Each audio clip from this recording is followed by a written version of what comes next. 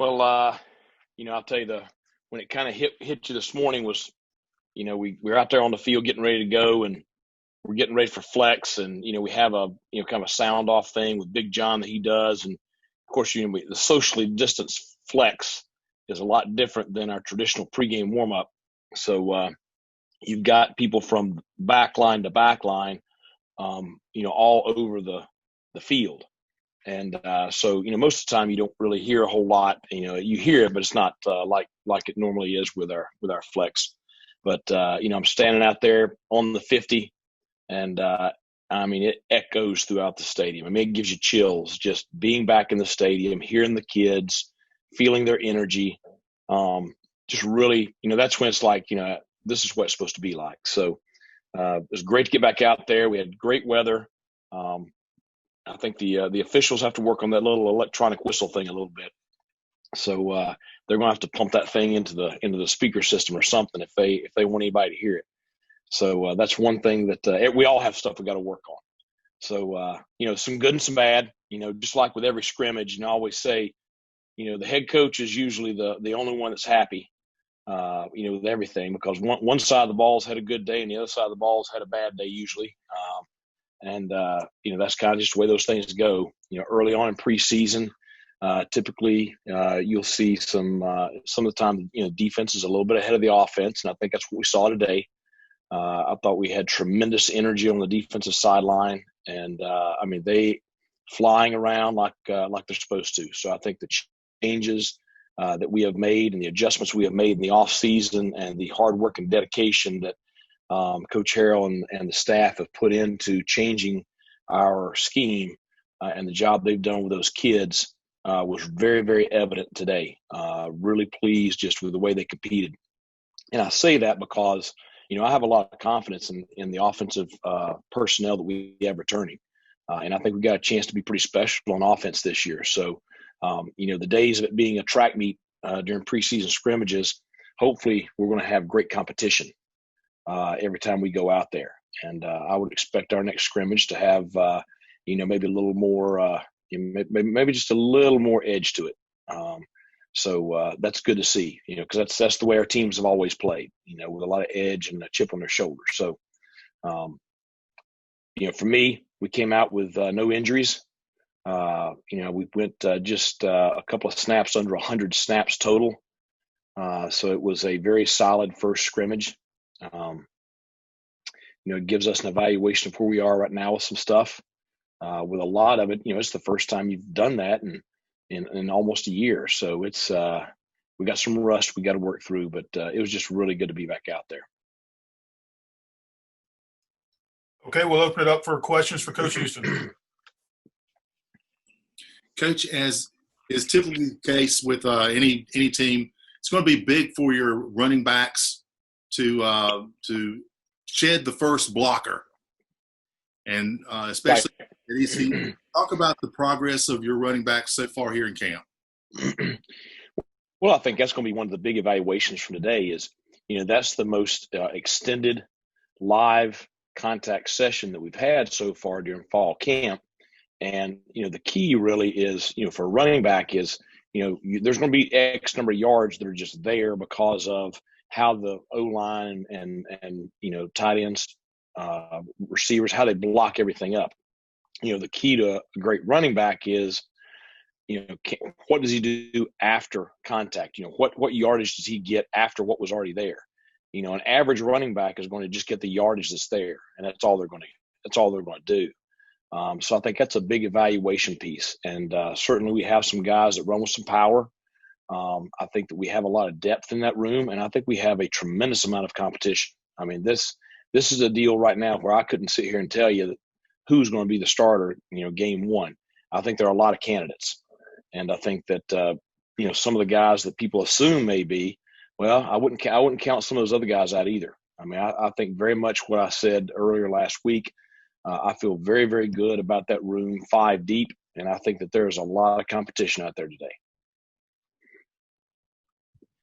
With the defense having a good day, was there any turnovers forced? Was that part of the equation, or can you elaborate on that at all? Yeah, multiple turnovers today forced. both interceptions and forced fumbles. And I think that that happens when you get, it's your first scrimmage, and all of a sudden you get a defense that's very aggressive, very in your face, and it's you hadn't done it in about a year. So I think that some forced errors there. I think you'll see those probably get ironed out this week. And that's why I say the next time we go out there and do that, I would expect it to be pretty heated. Coach, how do some of those young quarterbacks look? You talked about them. I'm sure there were ups and downs, but how did they look? Yeah. Well, it's a lot different than practice. It was pretty close to being a simulated game kind of situation. And so the Bullets were flying around pretty fast. So you can imagine that it took a little bit to get them settled down. I think you're going to look, and there's going to be some good plays and some bad plays, for all of them. We played, every one of our scholarship quarterbacks played. They all got multiple series. It's going to be great to evaluate those, but certainly there was some ability, some plays where their ability came through and you could see the potential. And then there were some plays where you could see the youth and the experience. Coach, you were talking about the depth. Definitely has to be important for this go around with COVID-19 uncertainty, with all the season, all the question marks. It's always important, but now ever so more important, right? Right. Oh, no doubt. And it's, we got a couple of guys out on the offensive side right now, and so you're getting a lot of guys reps on the line, and that's going to be very important down the stretch this year, because you never know week to week who could be out. So it's going to be important not just to be 2 deep, but you're going to have to be 3 and 4 deep this year, which is, it's different than most years, obviously. Coach, were there any specific players individually who stood out today? I always hesitate coming in and talking a whole lot about that before you look at the film. But I think one that really was glaring to me was Jairo Wilson. He's playing our Sam backer, and I think just his length there in that slant out route window and at the line of scrimmage, I thought that he gave the offense some difficulties both in the run game and the pass game. A lot of those quick RPO routes that we kind of live on, his length took some of those away today. He had a very athletic interception on one play where I'm sure it's one where you didn't expect him to be able to make that play, but anyway, I think he stood out. Jake Verity had a great day kicking the ball. He had a little off-season medical issue, and so we didn't know how quickly he would come along here during preseason camp, but he looks 100% and fresher than ever. I don't know what the long was today, but he had a couple of pretty deep field goals. Offensively, some guys I think that, when you say stand out, I think about some guys I was surprised by in a positive manner.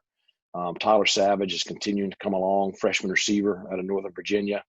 Raji Harris, I think, really has been, I think, easily what I thought he would be, and maybe a little more ready to play than we anticipated. So, the rest of them, I'd like to take a watch at the film and see just, who else stood out, from that aspect. Coach Houston, there's a report that the American Athletic Conference has some schools that players are expressing concerns, right, and even talking about hazard pay. Right. I don't get the sense that that's a concern at East Carolina at the moment, but I know you had some thoughts on this yesterday. But the big thing for me is this. We try to create a culture here and an atmosphere here where. And I tell the parents this when we're recruiting them, that, when those kids come here, we're going to treat them like they're our own. I'm going to treat them the way I expect my 2 sons to be treated. We're going to have a family atmosphere. I have an open door policy with my players. So, the players know that they can come and talk to us about anything they're concerned about. And I encourage that.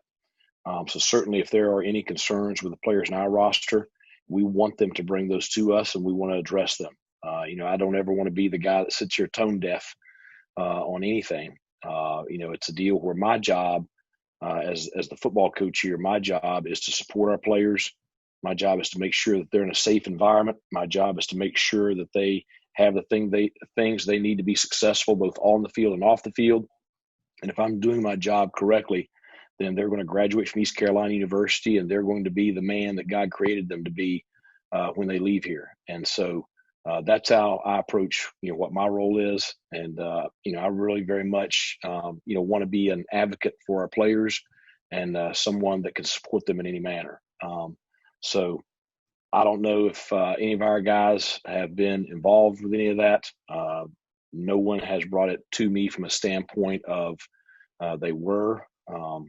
And, we have had things brought to us. I've had multiple meetings where Q&A with myself, Q&A with John Gilbert, where we try to get answers to questions that our players have.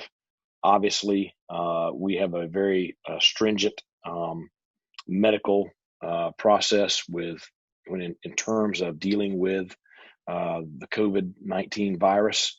We're fortunate to have a strong medical community here locally. So I think that the players do have confidence in the testing protocols we have and some of the procedures we have in place as far as trying to mitigate the virus as much as possible within our roster and within our building. Coach, I'm interested about any sort of travel plans currently. It just seems like let's say 10 players on a plane end up testing and they can't end up playing and you can only bring 70 players. What kind of things have gone into travel conversations? Are you going to make day trips or stay in hotels? Has there been any conversation about the travel plans for the upcoming season? Well, I think that, when you talk about everything, whether it's home or away, you're really talking about, after everybody tests on Wednesday, which we had a test Thursday this past week. We got all the results back Friday. So, we're able to get a one-day turnaround because of having, the medical facility here in our back door. We are so fortunate to have that because so many of our other schools around the country don't have that. But I think, what your focus is after we test on Wednesday, the guys that come through that test negative and the guys that come through that are not quarantined from a contact tracing or anything like that, from Thursday on, we've got to be extremely protective of any interactions that we have as far as our bubble with anyone on the outside. We've talked through the protocols that we're using on Friday and Saturday. We've talked through, traveling at a lower capacity, our night stay at a lower capacity, trying to distance as much as we can, trying to keep guys isolated as much as we can to try to protect, everyone to game day. So I think that there are some, I think you look at what the NCAA has as far as their protocols. I think that, our protocols are a good bit stricter. I think that, you guys got to try to do everything you can to keep everybody safe going into game day. But, we've discussed so many things, that you guys are well aware of as far as, factors that we can control. And that's all you can do is try to control what you can control. With Mason Garcia, how did he do today? And kind of stemming from what you said yesterday, have you noticed different energy or mindset with him knowing, when he did get eligible? First, every single day you go out there and watch him, you see the God-given ability. He can throw a football as good as any kid I've ever seen. He can put some zip on it. He can get the ball in tight places quickly. So he has the God-given ability. It's on display every single day. I think, what you saw today was all of a sudden, you jump out there and you got bullets flying everywhere. It can rattle you. I thought that there were moments today where he wasn't comfortable, which that's good. He's got to go through that. Every freshman quarterback has been through that. I thought there were some times today where he looked very comfortable. Every snap he gets, he's going to improve. Every day he's out there, he's going to get more comfortable. So I think that's where I would put him at right now is, he's a freshman in his first fall camp, seeing live action. And it's a growing process. Fortunately, we've got other guys in that room. We've got a veteran quarterback, in Holton to where, he's not going to be thrown out there before he's not ready. So we just got to bring him along and grow him up like the rest of them. He's excited about the fact that he's got the eligibility stuff behind him, though. He's excited about the fact he can go out there and now he can just play football and doesn't have to worry about that stuff.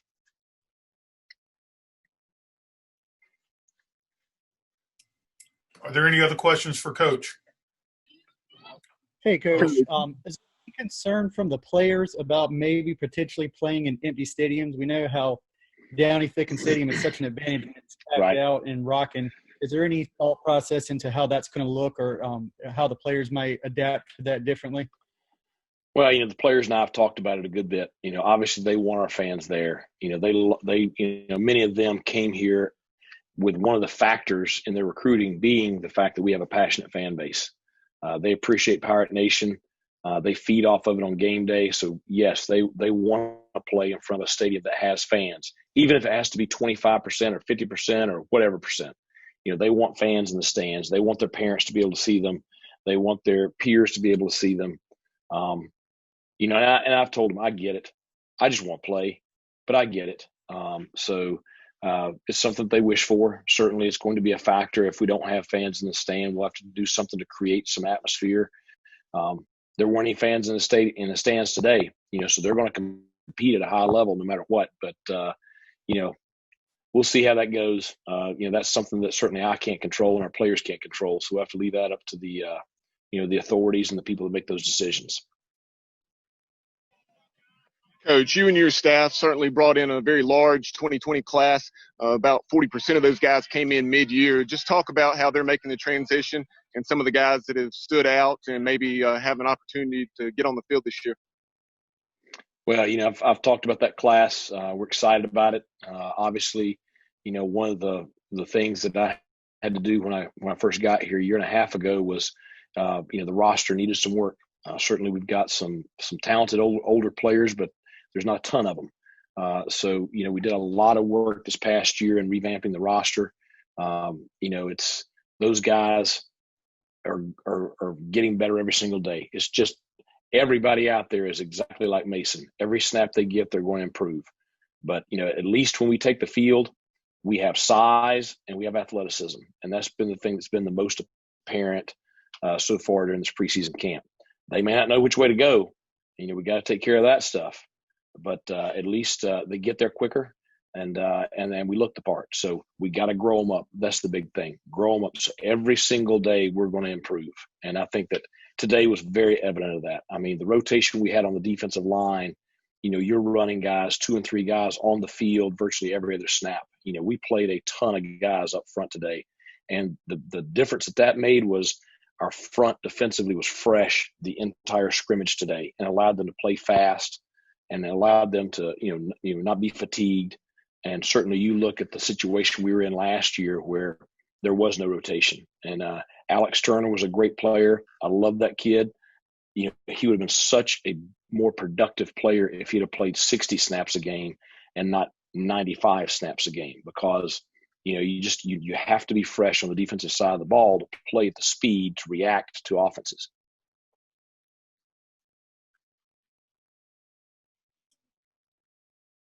Okay. Coach Houston, thank you very much. Thanks a lot, guys. Have a great weekend. You too. See you next week. Thanks, Coach. Thank you, Coach.